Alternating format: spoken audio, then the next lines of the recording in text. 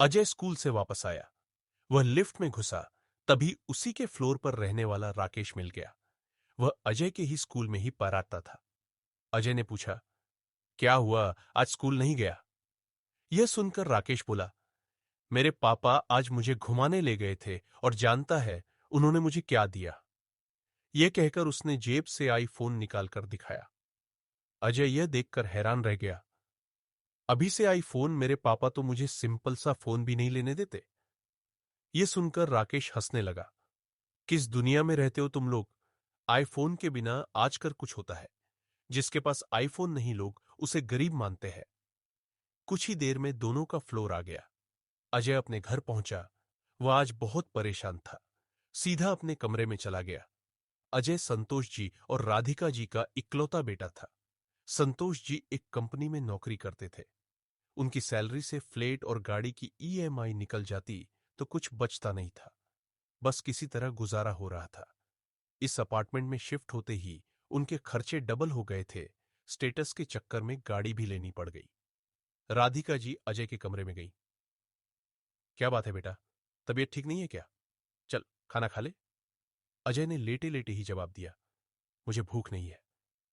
राधिका जी समझ गई कि किसी बात पर गुस्सा है। वो बोली, मुझे बता, बात क्या है? क्या स्कूल में किसी ने कुछ कह दिया? अजय उठकर बैठ गया।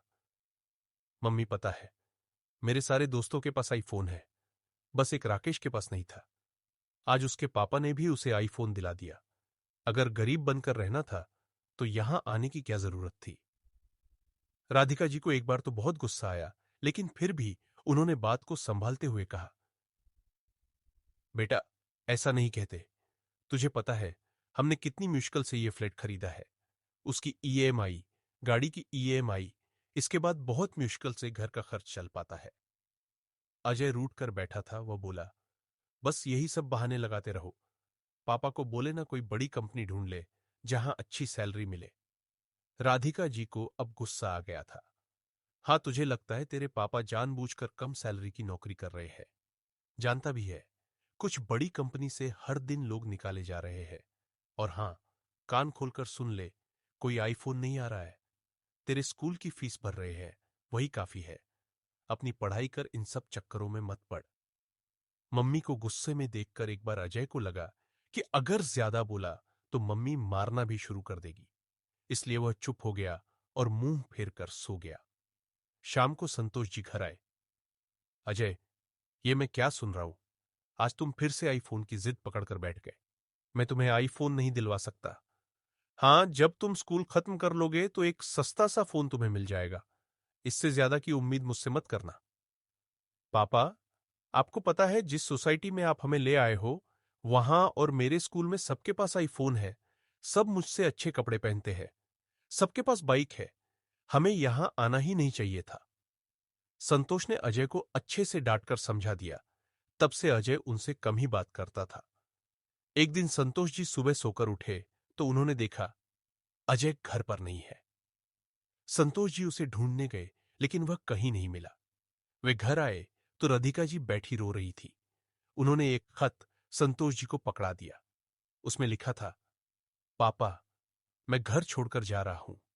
मैं अब कुछ बनकर ही वापस लौटूंगा। एक एक चीज के लिए मन मारकर मैं नहीं रह सकता। संतोष जी सिर पकड़कर पलंग पर बैठ गए। इधर अजय ट्रेन पकड़कर सीधा मुंबई पहुंच गया। उसे यकीन था कि एक दिन वह बड़ा आदमी बन जाएगा। स्टेशन से बाहर आते ही चारों तरफ भीड़ दिख रही थी। अजय एक होटल के सामने से गुजरा। उसे भूख लगी थी। वह उस होटल में गया। वहां एक वेटर आया। उसे खाने का ऑर्डर ले गया। कुछ देर में एक कमजोर सा आदमी, जिसकी उम्र लगभग 45 साल की थी, खाना टेबल पर लगा गया। अजय खाना खाकर जब होटल के मालिक को पैसे देने गया तो उसने कहा, ये जो सामने आदमी है बहुत कमजोर है। इसे हटाकर किसी ढंग के मजबूत आदमी को काम पर रखो। ये क्या ही काम कर पाता होगा। बेटा, यह आदमी बहुत अमीर बाप की औलाद है, लेकिन आज से 20 साल पहले यह किसी बात पर अपने घर वालों से नाराज होकर यहां आ गया। बहुत ढूंढने के बाद भी जब इसे कोई ढंग का काम नहीं मिला तो पेट पालने के लिए यह हमारे यहां काम करने लगा। कुछ साल बाद यह वापस अपने घर गया, लेकिन तब तक इसके माता पिता इसे याद करते करते मर गए थे। सारी संपत्ति पर इसके रिश्तेदारों ने कब्जा कर लिया था। फिर ये वापस यहीं आ गया। तब से चुपचाप काम करता रहता है। शायद ये अपनी गलती का प्रायश्चित कर रहा है।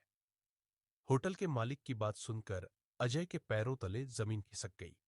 उसने अपने पापा को फोन किया। पापा, मुझसे बहुत बड़ी गलती हो गई। मैं आपसे कभी कुछ नहीं मांगूंगा। मैं कल तक वापस आ जाऊंगा। संतोष जी ने पूछा, बेटा तू कहाँ है? मैं तुझे लेने आ जाता हूं। नहीं नहीं पापा, बस मैं आ रहा हूं, कहकर अजय ने फोन काट दिया।